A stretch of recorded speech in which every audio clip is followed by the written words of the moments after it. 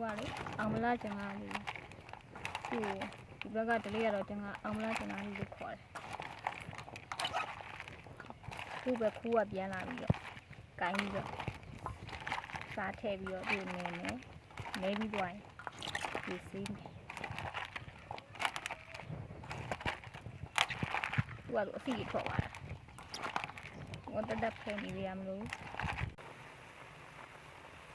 咱那么几远呢？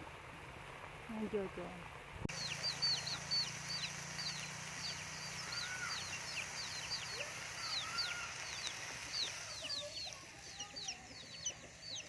ဒီလိုတလေးအေးရ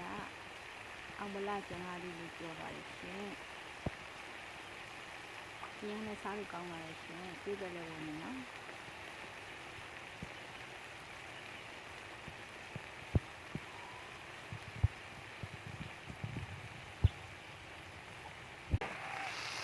ကဲဒီလိုချလို့ရပါပြီ။စားလို့ရပါပြီရှင်။အားကြပါဦး။